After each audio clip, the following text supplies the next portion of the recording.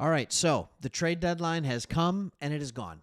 And the Detroit Lions didn't make a move, and the fans are getting upset, right?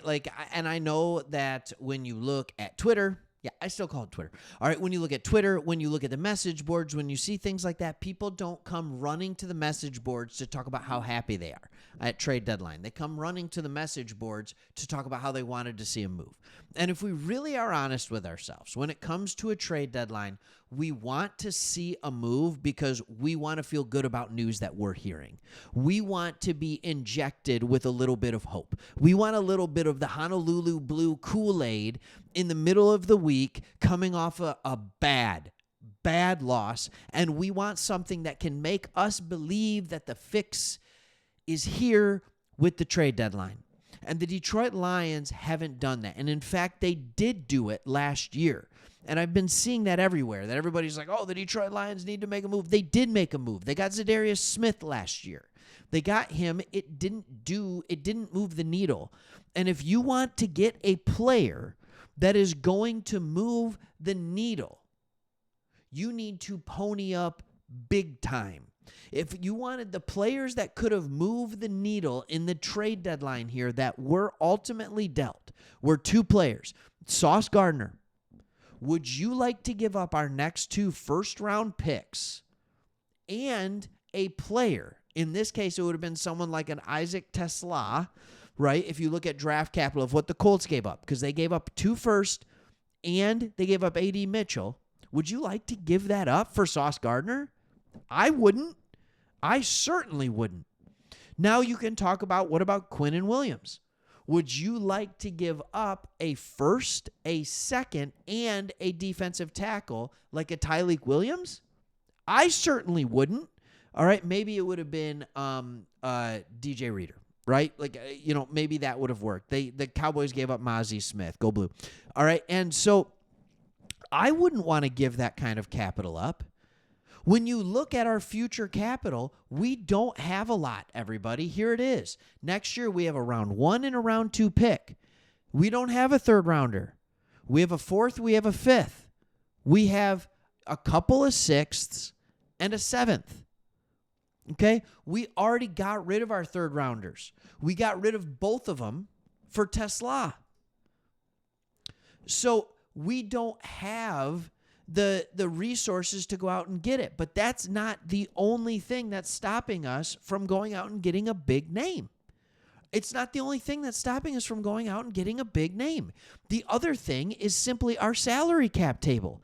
If you go to next year, you don't want to give up a draft pick to get a player that's a 1-year rental. There is nobody that is so good that all of a sudden we are going to be in a championship seat that we weren't going to be in before.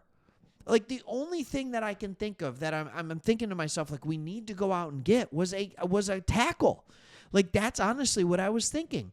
But the best place to get a tackle, an offensive tackle, is in the draft next year, because we don't have the salary cap to go get one. So we can get Taylor Decker's eventual replacement, and maybe we already have it in Giovanni Manu. I don't know. For 56 of the, let's say he played 59 snaps against the Bengals. For 56 of those snaps, he looked really good. And for 3 of them, he looked absolutely atrocious. I don't know if he can continue to grow and what that looks like. But if we're going to get another offensive lineman that's going to be a game changer, it should be in the draft. If we're going to get a defensive end that can be a game changer, it should be in the draft. It's not at the trade deadline. And I'm going to go ahead and double down on this a little bit more. Most positions, corner, wide receiver, running back, quarterback, tight end, right? Linebacker, right? These are all positions that when you trade for someone at the trade deadline, it takes months for them to adjust. Not days, not weeks, months. When you get offensive linemen, it takes at least 4 to 6 weeks. At least 4 to 6 weeks. And that's if they're familiar with your system. If they're not familiar with your system, it could take even longer. All right? So I just look at these things and I kept scouring and kept being like, all right, who's out there? Who's out there? Who's out there? And there's nobody. So the Detroit Lions, not that would take us over the edge. What we need is Taylor Decker healthy. And I know that's not one of those things where it's like, all right, well, here you go. Like, great, give him a week off. Let Skipper play. Give him 2 weeks off. I don't care. I don't know what it's going to take for him to get healthy, but allow him to get healthy for that run going forward. What we need on this offensive line is for Taylor Decker to play like Taylor Decker has played for the previous 10 years of his career, 9 years of his career. That's what we need. What we need is for Graham Glasgow to play like Graham Glasgow the first year he played with us. That earned him the 3-year, $21 million deal he's on. What we need is Penei Sewell to continue to be Penei Sewell. He's great. Thank you so much, Penei. Love you. What we need is Tate Ratledge to go from rookie to second-year player, and we need it to happen right now. Okay? That's what we need. What we need is better communication on the offensive line. What we need is a realization of play calling that realizes that this is not the offensive line that we had last year, and we need to adjust accordingly to that. How can we get the ball out of Jared Goff's hands quicker? All right, what does that look like? Routes are more vertical. Routes are cut off sooner. There's not double moves. And I understand some of that is what makes this offense so beautiful. I get that. But we still have extreme talent. Amon-Ra St. Brown is extremely talented. Jameson Williams is extremely talented. Sam Laporta is extremely talented. Okay? Jahmyr Gibbs is extremely talented. Even David Montgomery. There is enough talent that you don't have to crazy scheme in order to allow these players to make plays. But you must put them in position to make plays. This defense had a rough game. If you watch the video I posted yesterday, I talked about Dan Campbell, and Dan Campbell talked on the video about how help is coming. DJ Reed is coming back. We just got Lee McNeil back, by the way. He talked about how Davenport is coming back. Dorsey is coming back. Like, we are going to get guys that are coming back that are going to improve this team. Every time one of those guys comes back, all right, Kirby Joseph, that is like adding a free agent at the trade deadline, except it costs you nothing. We just extended Aiden Hutchinson 4 years, $180 million. We can't also pay Quinnen Williams and give up a first-round pick to get him. That's the problem that we have right now is we are so talented, and we have all this money that's starting to come off the books, and we're paying a quarterback a large amount of money that we need to continue to build through the draft. And we talked about it going into this year. We thought it would be a good year. We thought this team was deep. We thought this team was good, and they are good. What we didn't foresee, we did foresee it a little bit, but what we did not foresee is right before the season started was Frank Ragnow retiring. That completely changed the look of this team. This is not a 5-3 team if Frank Ragnow hasn't retired. This is a 6-2 or a 7-1 team.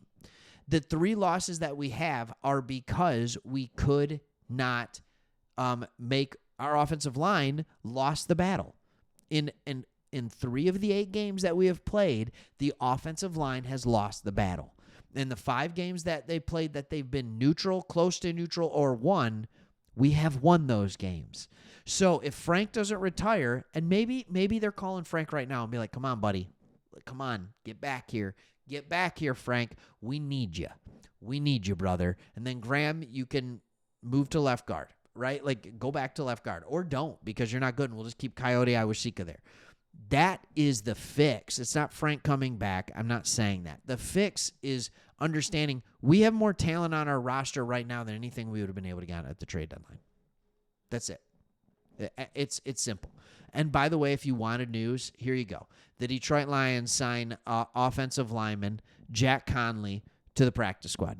This is a guy, by the way, just real quick, he played 76 preseason snaps at right tackle, earning a collective PFF grade of 68.3, only allowed a single pressure and 28 pass blocking snaps. He was teammates with Christian Mahogany. He played guard his entire senior season at Boston College. 6'7", 325 pounds. He has positional versatility. I don't think they're bringing him in to start right away, but there is a world, if we know Decker can't be in, that you move Penei to left tackle and you allow Skipper or this guy to play right tackle at some point. It's possible. I'm not saying it's the best idea, but it's possible. All right. Thanks for watching. Hit that subscribe button. Why not? The Detroit Lions stood pat, and that was a good decision. All right. Thanks for watching. Bye.